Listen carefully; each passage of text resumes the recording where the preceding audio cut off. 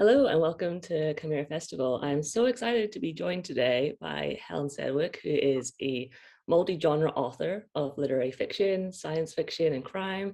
Helen was also awarded the Dr. Gavin Wallace Fellowship in 2021 to work on a sci-fi series set on 4 planets, attempting to rebuild after environmental crises. And Helen has also worked as a research scientist and as a literary editor. So we're going to get into all of that and Helen's fantastic career over the next sort of like 40 minutes, I guess. My name is Katie Goh. I am a journalist and an editor, and I suppose an author as well, working in Edinburgh. And yeah, I'm just really excited to be joining Helen today and to be sort of asking lots and lots of questions about Helen's fantastic career as an author. I think for these sort of things, I'm always interested to sort of go back to the beginning and maybe discuss it sort of chronologically for people who maybe don't know your career yet and are here to sort of discover who you are. So I was wondering if maybe we could start with, when did you first consider yourself to be a writer, I suppose? What's your earliest memory of writing? That's such a good question to start with. And hello, Katie, and thank you so much for chairing this chat. I was actually a really late starter when it comes to realizing that I was a writer, because it honestly never crossed my mind when I was a kid. I loved books, I loved reading, but I was always either a scientist or a musician. Those were my two things when I was a kid, when I was at school. And the idea of being a writer in a career's sense, it never entered my mind. I don't know how I managed to miss it, but I did.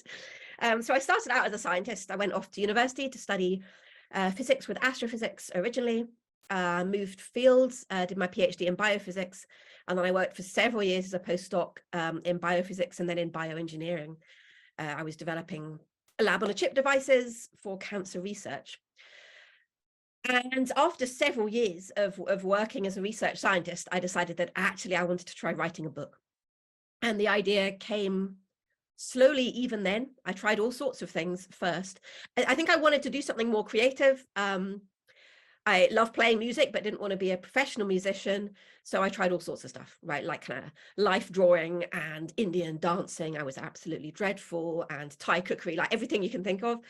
And then I did a creative writing evening class. And that was kind of it from that point. I was like, oh, this is what I'm meant to be doing. So I kind of went part-time in science research so that I could do a master's in creative writing. And at the end of that year, I had decided that I wanted to write. Oh, It was wow. my rather long journey to realizing I wanted to be a writer.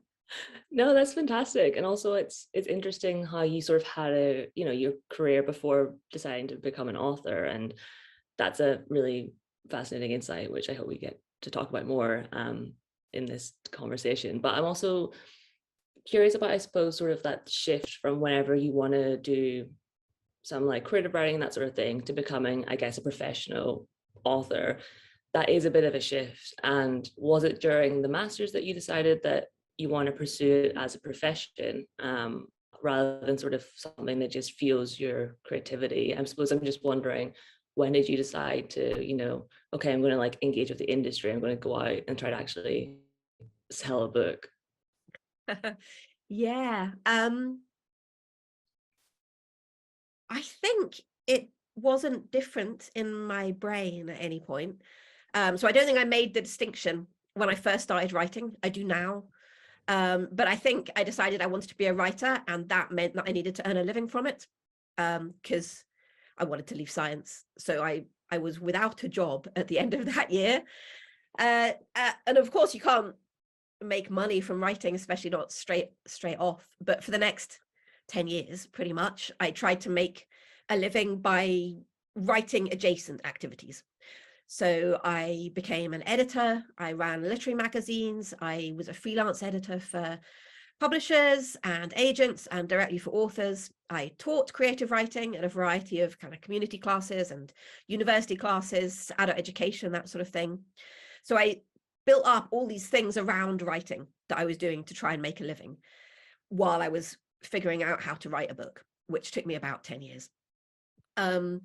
So during all of that, I think I always assumed that at one point, like at some point in the future, my aim was to have a professional career as a writer. Haha. And it took me a while to realize that that actually most people, the vast majority of professional writers, do not make all their money from writing, and that all the writing adjacent stuff was probably going to be how I brought in the money so that I could creatively write what I wanted to. But that's been a long journey coming to that realization for me.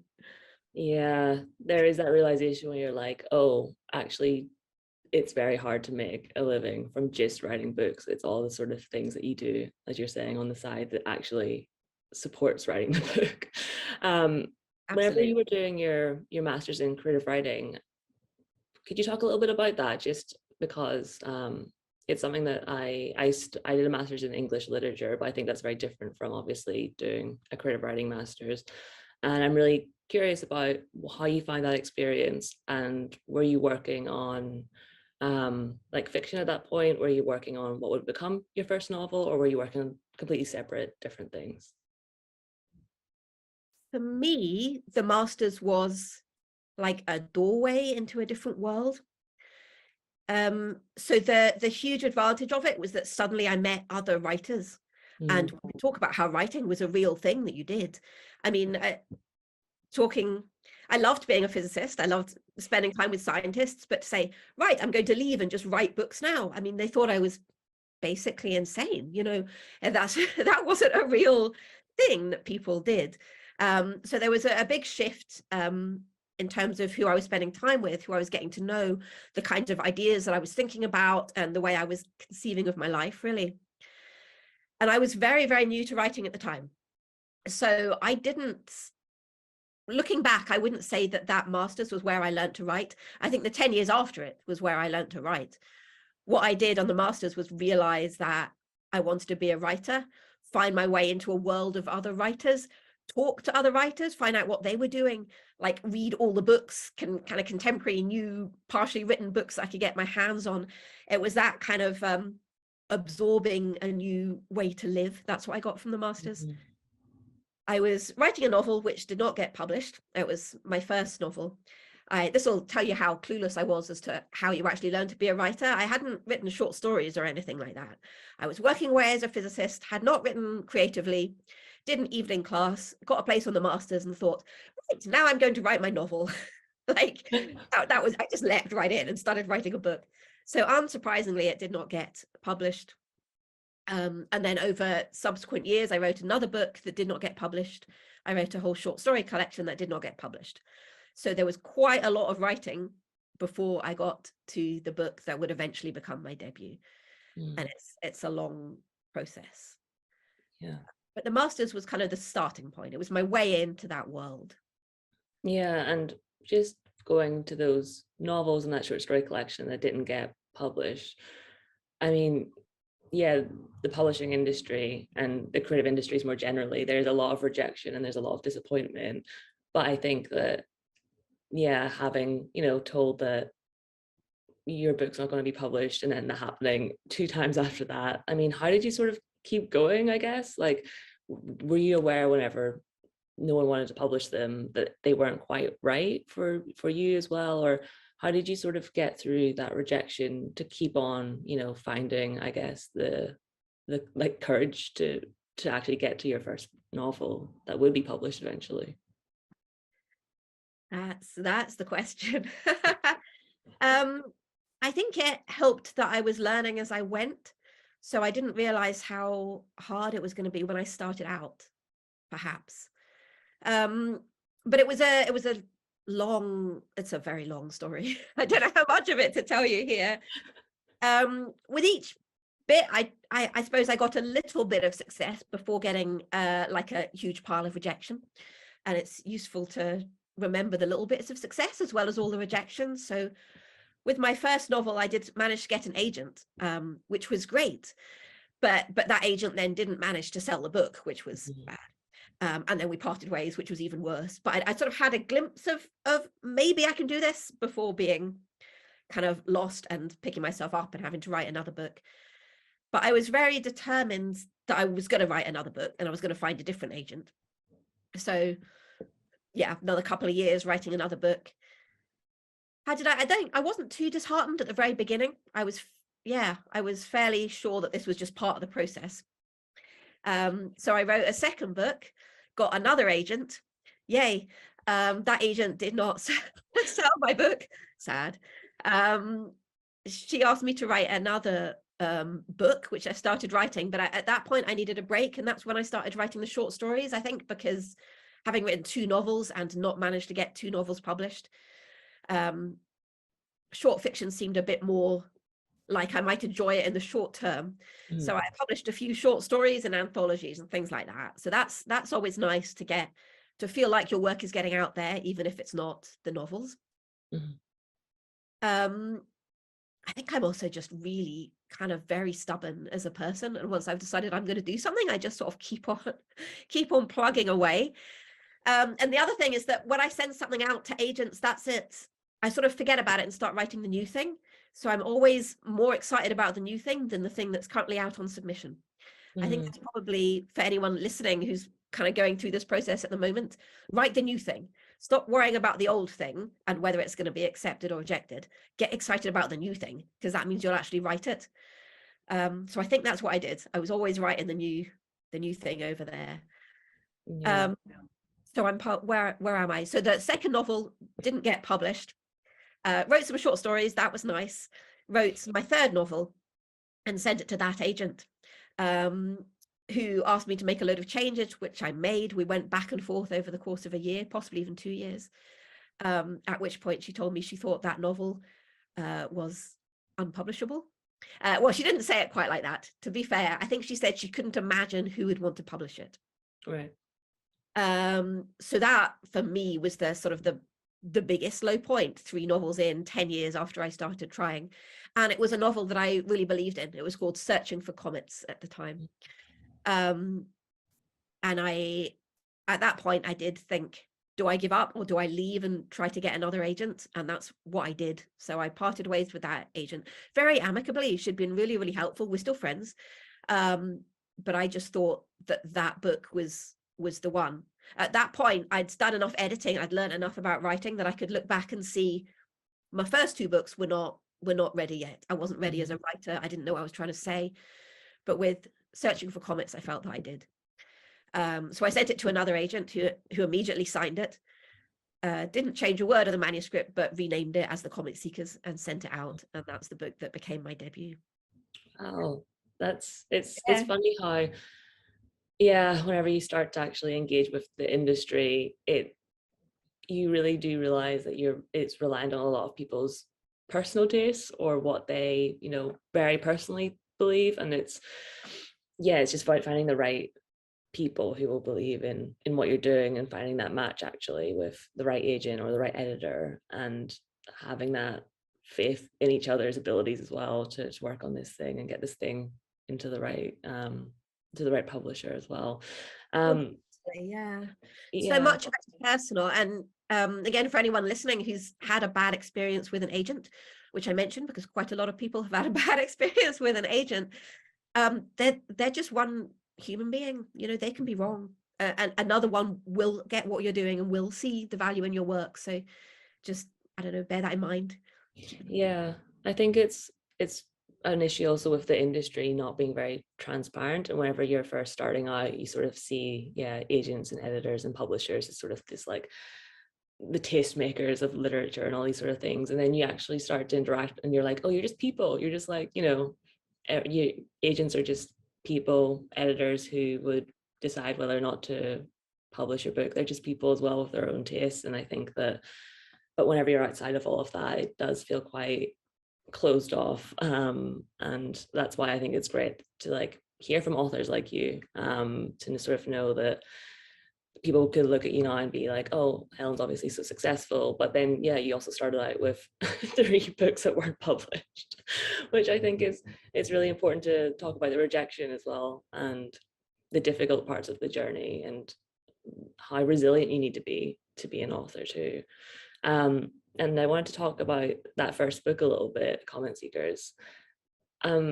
Were parts of the other books in this book in the Comment Seekers, or was this a completely new story that you sort of started from scratch?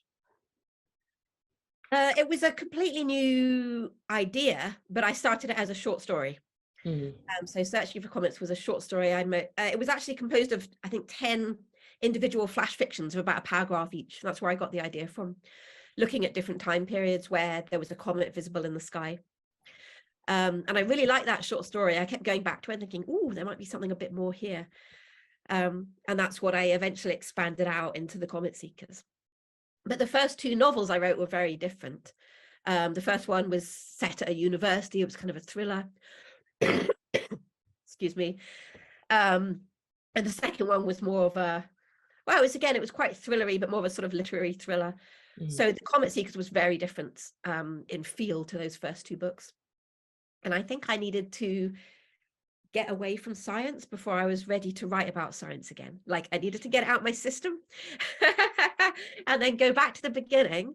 So when I wrote the Comet Seekers, I was kind of going back to where I started out with a degree in astrophysics, and it was drawing on a lot of that very early interest I had. And then, yeah, my career sort of went off in strange directions from there, I suppose. But yeah, and how did you find the publishing experience with that first novel, The Comment Seekers? Did you sort of feel like at that stage you were sort of, you could throw yourself into it, and obviously all of the publicity side of it and talking about your book and being an author suddenly, compared to someone who was, you know, writing, but you hadn't published a book yet? How did you sort of find that experience? Did you take to it well, or did you struggle at all, or how did you find it? that is such a good question, and it's a big question. It was both amazing and really hard at the same time. I did not take to it. I don't like being the center of attention. I don't. I get very nervous before events. I'm not naturally someone who wants to be talking to large groups of people. And there's also something very strange about this book that you've spent years working on that is kind of just for you, then being sent out into the world and interpreted in different ways and talked about. And yeah, it's a very strange experience. There were moments when it was amazing, kind of launching it in the first place, feeling like I've done it, I've got there, was amazing. I'm going to come back to that in a minute, because there is no I've got there. That doesn't actually exist. And of course then, I got some bad feedback as well. Some bad things happened. There was a particularly nasty review that came out shortly after the book was launched, which absolutely crushed me. So you have this sort of like this huge high followed by this huge low. And that's kind of what happens all the time throughout a career as a published writer. Because of course, no one can write a book that everybody will love. There's always going to be people who don't like it. There's always going to be books that don't sell. There's always going to be all these kind of frustrations, I suppose, in the industry, and disappointments. So I would say, looking back, I wish I hadn't put as much weight on getting my debut out as I did, because I think I was sort of building myself up for something that was going to be life-changing. And while in some ways it was, also it came with all its own difficulties that I then had to come to terms with. So it wasn't a straightforward experience, I would say. Yeah, I think it's really interesting because authors they tend to be quite shy people all the time. There's a reason why you want to go and write a book and you don't want to, that's sort of the work you're doing. It's very isolating and it's like very quiet work a lot of the time, and then suddenly you're meant to go out to do book festivals and events and sort of just be put in front of big audiences and sort of expect to be able to adapt quickly to it. And there's lots of different sides to being a professional author.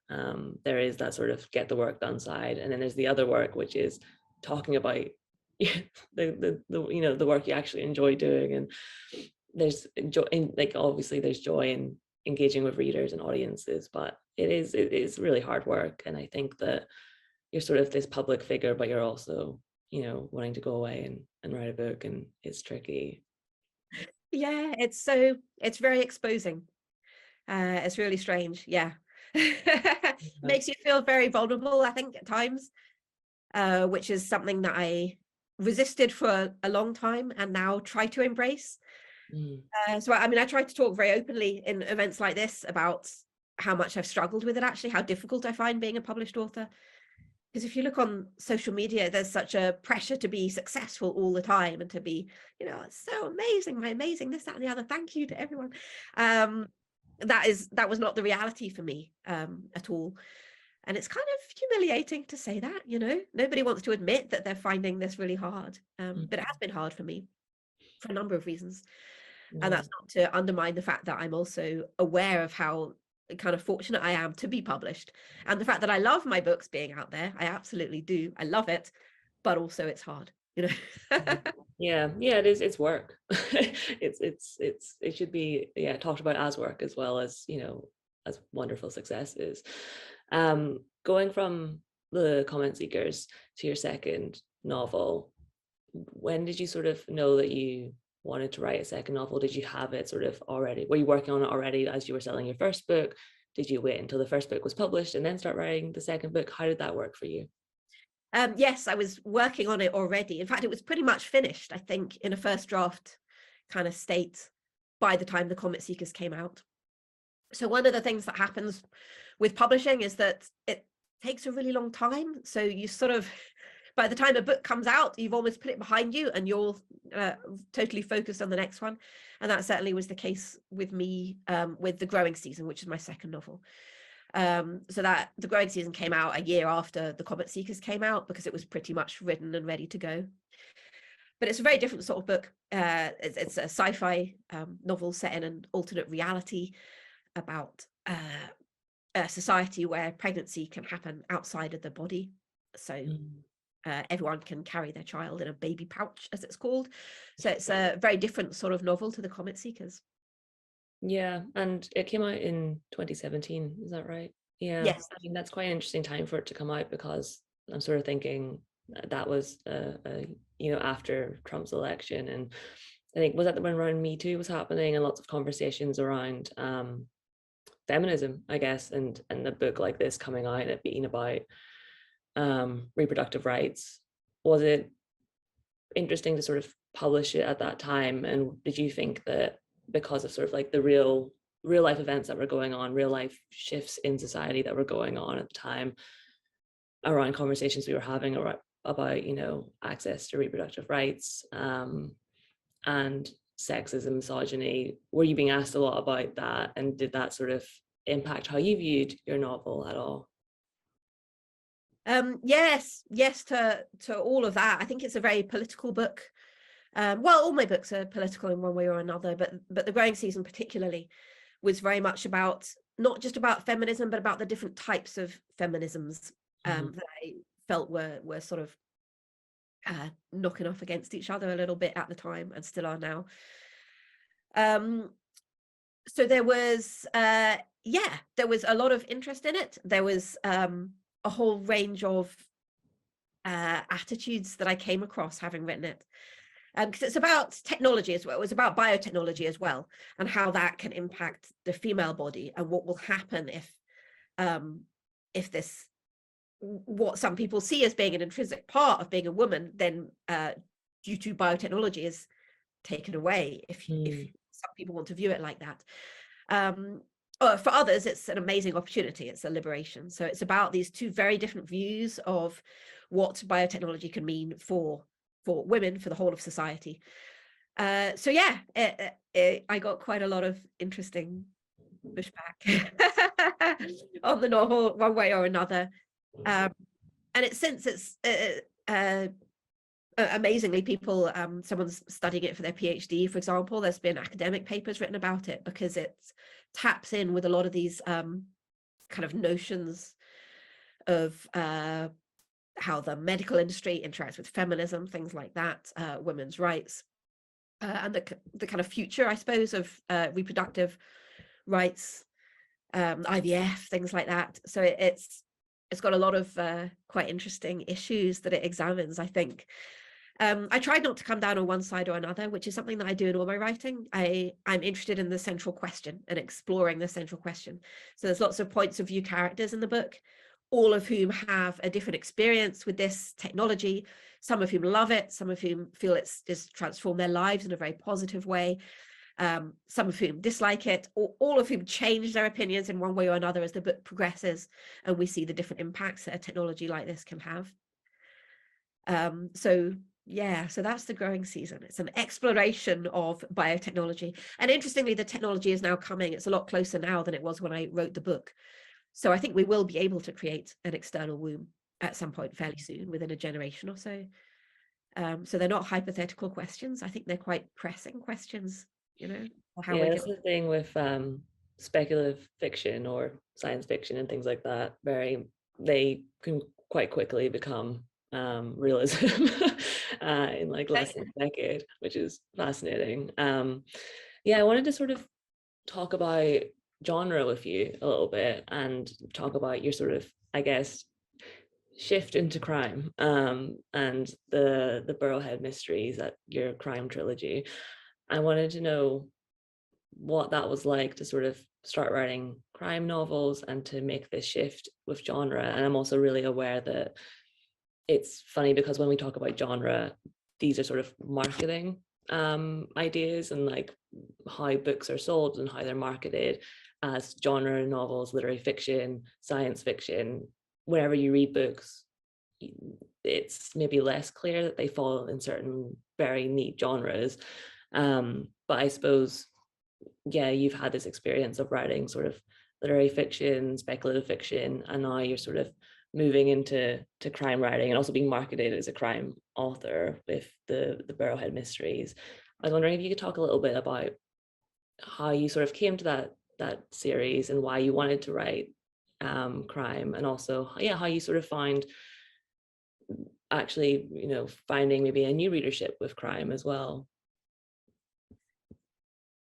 Yeah, another good question. Thank you.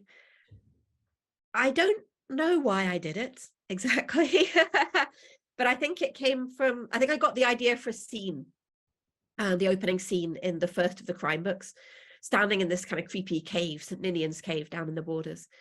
And I thought, ooh, this would be a great setting for maybe a horror book or something. The Burrowhead Mysteries was marketed as crime. I would say it's folk horror / supernatural crime. It's certainly not a kind of an ordinary crime book, I don't think. So it's cross genre within itself, and I was crossing genres by writing it as well. Yeah, it just sort of, it was an idea that I couldn't let go of, and a scene and an atmosphere that I needed to write about, so I wrote about it. It was also quite political in a way, so I think it follows on from some of the themes in the growing season, although people wouldn't necessarily see that, I don't think, but it is very much about prejudice and inequalities and what society is doing to harm us. It was partly inspired by Brexit when I first started writing it. So it's some of the sort of political ideas that I was exploring in the growing season come out in very different ways, but similar sort of underpinning ideas come out in the crime trilogy, I think. Mm-hmm. And I also am fascinated by really long form narrative. I always have a lot of characters and a lot of points of view in my book because I just find that fascinating, how people have such different interpretations of things that happen, how people have such different perspectives. And maybe the sort of inevitable result of that is that my books were going to get bigger and bigger. And with the crime book, it became a trilogy because it's got so many characters in, and it covers a long period of time, and it goes back to different time periods as well. When I first wrote The Comet Seekers, I think it was originally meant to cover about 10,000 years of time. And my editor very wisely said, Helen, we might want to rein this in a little bit. And it ended up only covering 1,000 years. It went back over 1,000 years. Whereas with the crime trilogy, I got to go back many thousand years. So that was pleasing that I could just start, my sort of obsession with archaeology came out there a bit, and ancient history and things like that. So is it crime? It was very strange for me being marketed as crime because I don't really think it was crime. And I certainly didn't feel like I fitted really in the crime writing scene, which is quite a specific scene. I don't know why it is like that, but it is. There's sort of there's crime writing, and then there's writing, and for some reason they're often talked about quite separately. I don't think they should be, but they are. And I didn't really belong in the crime writing box because I write so many other things, and because my crime writing is so weird, and because it's not really crime, and because I like to write about ghosts if they're real, and science as if it's already happened when it's speculative. And so it was an uncomfortable place for me to be marketed as a crime writer, I think. It was also a very weird time. So I had, well, personally and globally, I had a baby, and that was both a very complicated birth, to put it mildly, and was a catalyst for an underlying health condition that I didn't know I had, becoming much more severe. So I was very ill after my daughter was born, and still am, but it's much more managed now. At the time, I didn't know what was happening. So I couldn't really walk for a while. I was in constant pain. And that feeds into your writing, I think. That sort of claustrophobia of losing your independence, I suppose, of not knowing what's happening to your own body. So that was going on, and I had a young baby, and then we had a global pandemic, also quite weird. So there was a lot going on while I was writing these crime books. So it wasn't, I wouldn't say I enjoyed the experience of being a crime writer, but a lot of that is to do with other stuff that was actually going on behind the scenes that was feeding into the writing, and that is still feeding into my writing now. And by the end of it, I mean, I'm really proud I wrote those books. I'm really proud of the books. And I am frankly amazed that I managed to write them, given what I was writing through, given the situation around me at the time. But having finished the third one, I can remember saying to a group of friends, I think I want to stop writing now. I can't keep doing this. Just the juggling of it, the chronic pain, the young child, the needing to earn a living all the time, and then trying to somehow fit writing around that. I just thought, this is not sustainable. And that was the point when I applied for the Dr. Gavin Wallace Fellowship, which was a real kind of turning point in my career, I think, and in my mindset and in the way I was approaching writing, because something had to change. I was so exhausted, and I was so disillusioned by the industry. And I felt like like my creativity was somehow being destroyed by it all. Yeah. I needed to find a way out of that. Yeah. Can you talk then a little bit about the fellowship? Could you first of all explain what it is for people who don't know what the Dr. Gavin Wallace Fellowship is? And then also, can you talk a little bit about how it did change where you were at that time and what it gave you that you didn't have before? So the Dr. Gavin Wallace Fellowship is a one-year fellowship funded by Creative Scotland that is based at a different host organisation every year. And it gives you essentially a sum of money to support you for a year so you can focus on your writing. So it's an amazing thing for someone to say, here's an amount of money that means you can stop worrying about needing to earn a living, and you can actually prioritize your writing. And that in itself is so important, so valuable. There's one thing I could change in society, it would be that all writers should get in fact, everyone, but we're talking about writers. All writers should get a universal basic income so we can actually create without that having to be a sideline around the stresses of earning enough money to survive. So I got the Dr. Gavin Wallace Fellowship in 2021, and that was during COVID. And because of that, it was a digital fellowship that was based at Creative Scotland itself.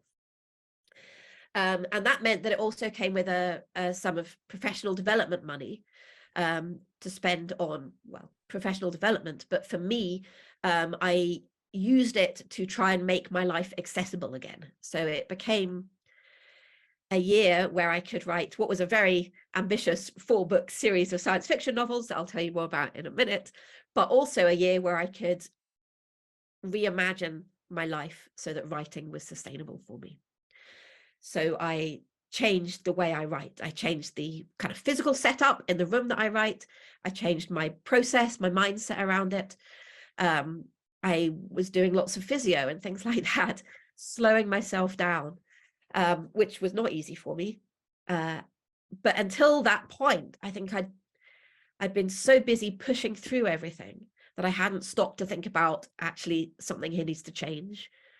And that was the moment, getting that money and being given that time and the validation of it as well, that somebody trusted me enough to give me that money, to give me that time. All of that, it became the year when I sort of changed everything in my life so that I could write without kind of destroying myself in the process. So it's amazing. I think everyone should get it. I wish there was enough money in the world for everyone to have a year of the Gavin Wallace Fellowship.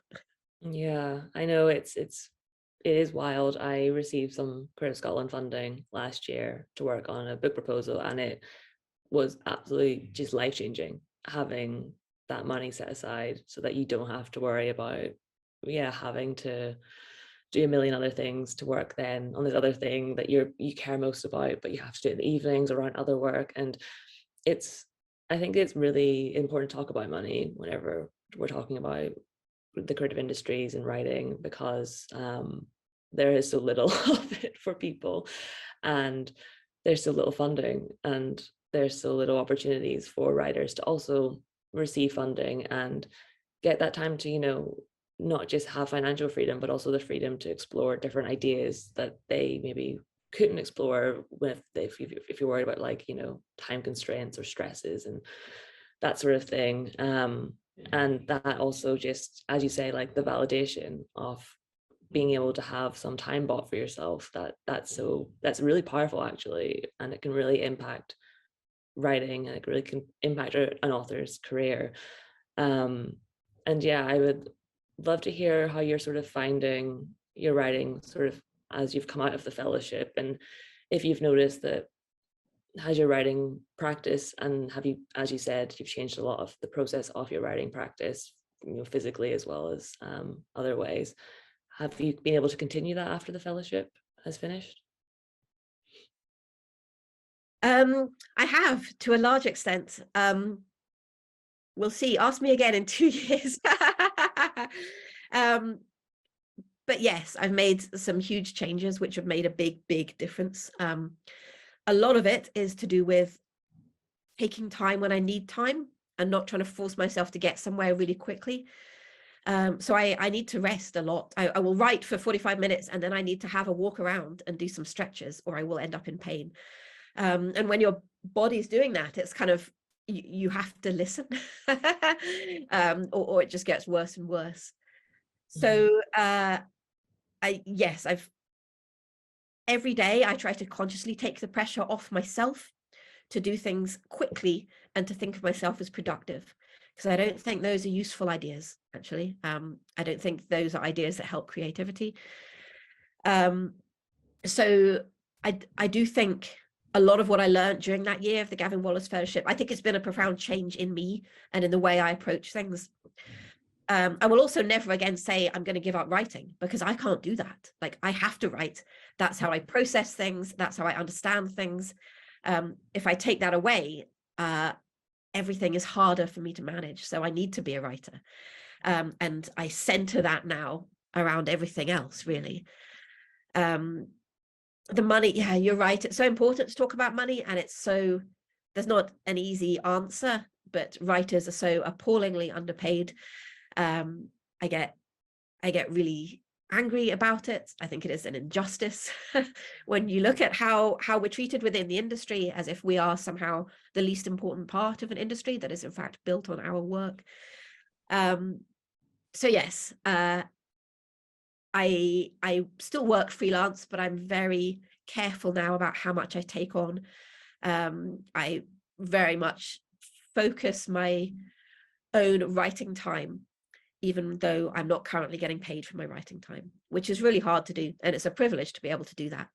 But I have done it by being very conscious of my limitations. Also having had, I suppose, 15 years experience now as a freelance editor, as a freelance teacher, so I can pick and choose very wisely, I think, what I do and what I don't do. Yeah. And a lot of these themes have gone into the books. So I'm writing, the fellowship was given to me to write 4 science fiction novels. Is that okay if I go on about science fiction for a bit now? Absolutely, yes.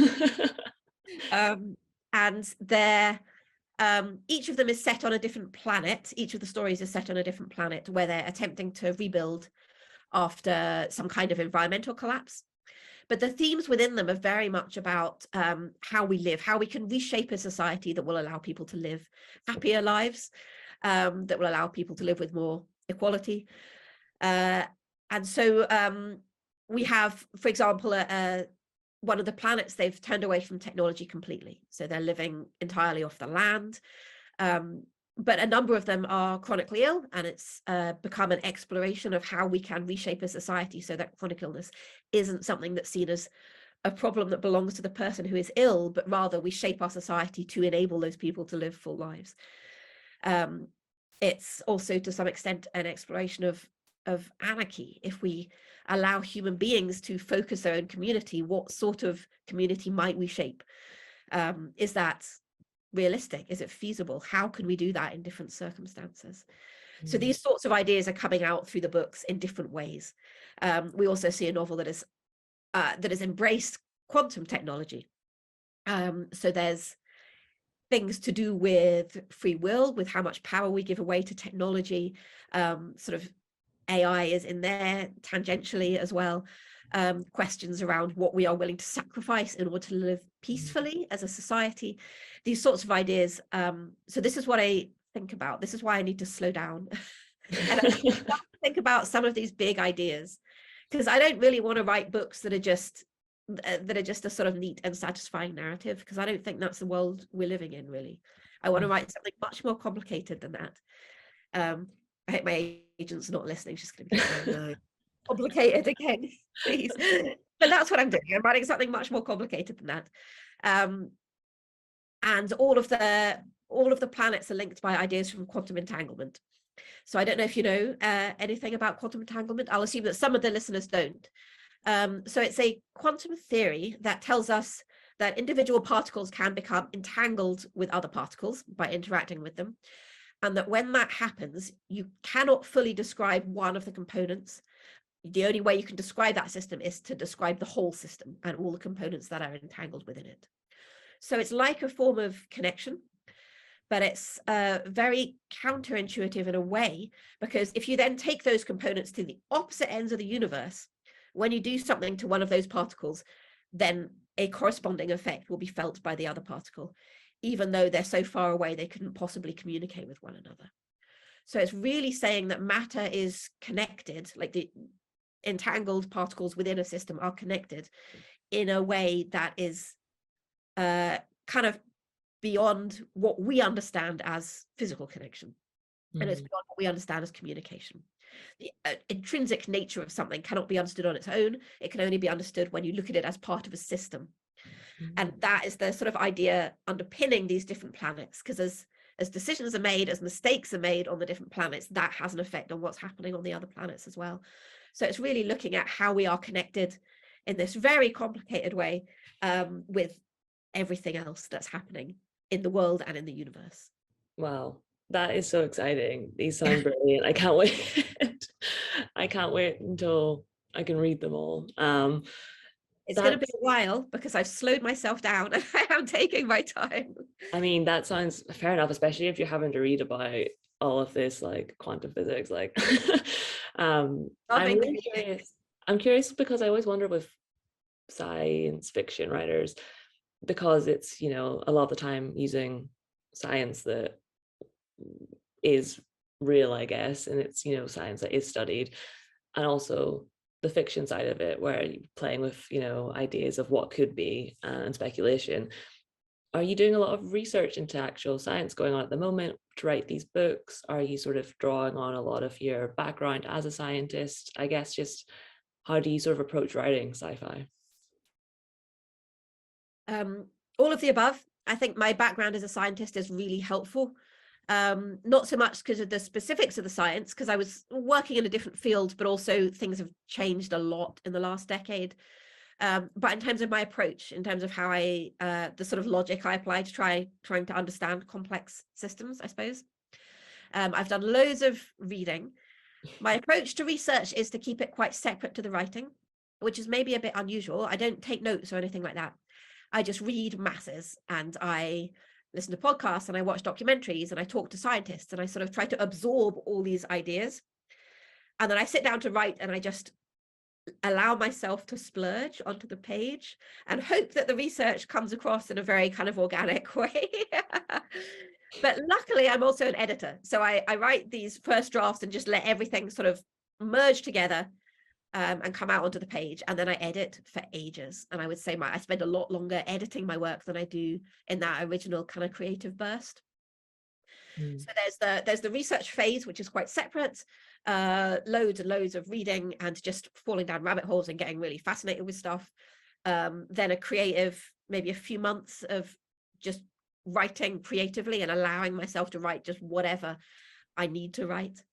And then a year or 2 years of editing that and shaping it and checking it and forming it kind of into this book that will hopefully make sense at the end. I've forgotten what your question was. I'm just now talking about my writing process. No, that's exactly what I wanted to know about your writing process. And yeah, there's loads of world building as well. So on one of the planets, for example, it's the main thing that's happening is that loads of mushrooms and fungus are growing everywhere, and that's starting to regenerate the soil. So I spent ages getting kind of obsessed. I do a lot of foraging up here in the Highlands where I live as well. So I counted it as work in my head. I was like, you know, I'm ill and exhausted. I need to go forage for mushrooms. And that was what I did last autumn. And it was brilliant. And I read loads about mushrooms, and then it sort of feeds in, and suddenly this mushroom world starts taking shape in the book. And kind of just stuff I just get fascinated, I think. And I really love science, and I really love environmentalism and ecology, and I love history, and I love society and the weirdness of people. I love how people are so weird and unpredictable. And so I read loads of psychology as well. And then it all just sort of merges together and feeds into the books. That sounds great. And I think it's really curious, because I think that people consider science or STEM sort of subjects and that sort of career to be very, very different from a creative career. But actually, I think that it is that sense of being curious about the world, and that's something that scientists and writers share in common. And I think that actually scientists and writers are more similar than we maybe sometimes give each other credit for. And I think it's interesting whenever you speak to creative people who also have worked in science, and they don't have to be separate things. They actually inform each other in a lot of ways. Totally agree. Yeah, science is so creative. It's amazing. I mean, read about quantum physics. There's no way you could think it was anything other than amazingly creative. And the universe is so weird. There's so much we don't understand. It's utterly fascinating. And I think when you get down to the very small scale of quantum physics, I won't talk about quantum physics too much, I promise. You realize that actually there's so much beyond our own experience that you just have to open your mind to some extraordinary possibilities.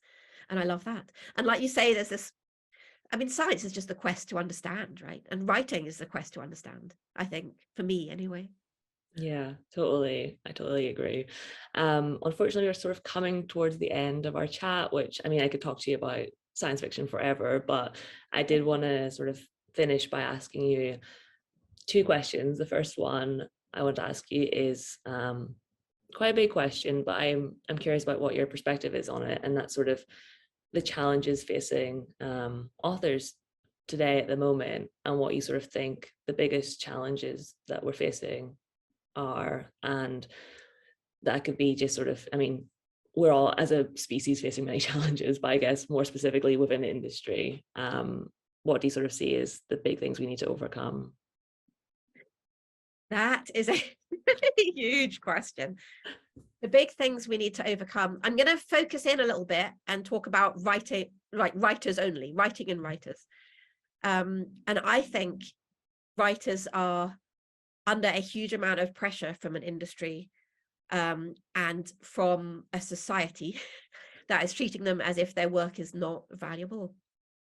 And I think that's impacting creativity in all kinds of ways. I think writers feel they have to write in a certain way, or write to please certain people, or write to earn money, or write to fit in some way. And I think all of that industry and societal pressure needs to be put out of your mind if you're truly going to write creatively to the best of your ability. So that has been the biggest issue that I've faced, I think. So I'm basically just talking about me again. I'm sorry. No, I mean, this is great. This is exactly what you should be talking about yourself. It's really hard. I honestly, there were times when I just couldn't write because I felt so much pressure from everything outside of me. And when I can write, when I write really well, is when I'm able to tune all of that out and think really deeply about what I want to say, what I'm fascinated by. And it's so hard at the moment in the world as it is. The pace that the world goes at is a huge problem. We desperately need to slow down.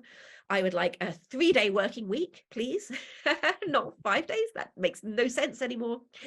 I would like everyone to have enough money that they have the time to sit and think. Like how many people these days can stop and think deeply about a subject? That's what you need to do, I think, to write creatively, to imagine a different world or a different person. So how we do that I think is the biggest single question within a world of climate crisis and the political mess and the pressure of social media and all of this crap. How do we clear that out so that we can sit and think? Because unless we do that, I don't think anything's going to get better, really. Yeah. No, and writers are so important. I honestly believe that storytelling is one of the key ways that we can make a difference. I think we can change. I thought about this a lot in terms of whether it's worthwhile being a writer for me. Because I used to work in cancer research. Like I could tell myself that I could potentially be saving lives. Can you do that as a writer? I'm not sure that you can, but I have thought about it a lot, and I do believe that stories are absolutely fundamental to how we understand the world and how we shape the world going forwards. So we need to stop and think, and we need to allow ourselves to write books in a society that is somehow undervaluing that process. Yeah, no, that's a fantastic answer. And the second question and final question I wanted to ask you was if you have any advice for someone who is at the beginning of their writing career, maybe about to publish their debut book or working on their debut book, what, I guess, would you have liked to know at that stage? What would I have liked to know? I think, so many things. On the one hand, I would say nothing really matters except your own writing. So try to, as far as possible, try to build a life that will not be impacted by the publishing career, by sales figures, by reviews, by any of that. And remember why you're writing, what you believe in about your own writing, what you want to say within your own writing. There's a lot of talk at the moment about writers feeling powerless. I've said that myself in events. And I would say that we have an incredible amount of power because we tell stories. And that's where our power is. Our power is in the writing that we ourselves do. So I would say, please don't rely on your writing to bring in money, because that will not do you any favors in the long run. It probably won't happen. Don't rely on don't rely on book sales to make you happy. Don't rely on reviews to suddenly transform your sales figures. Don't rely on agents or editors to be your friends. They are not your friends. But believe in your own writing and find yourself a community of writers who you really trust and really value and who you can talk to about this stuff. Talk honestly as much as you can as well. I spent a long time trying to pretend like everything was okay, and it did not do me any favors. So find people to talk to. If you don't have anyone to talk to, you come and talk to me. My DMs are always open these days, because I just want to connect with writers, because I think we're so important to the world, and I think we're in a bit of crisis at the moment. So connect with other writers and believe in the writing.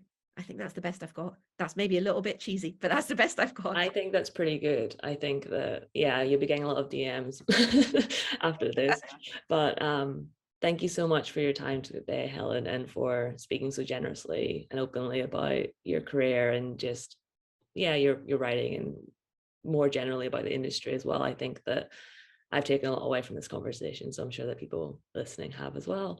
So yeah, this is the end of the event. Thank you so much for watching, if you're watching along, and thank you again, Helen, for your time today. Thank you so much, Katie. That was wonderful. Thank you.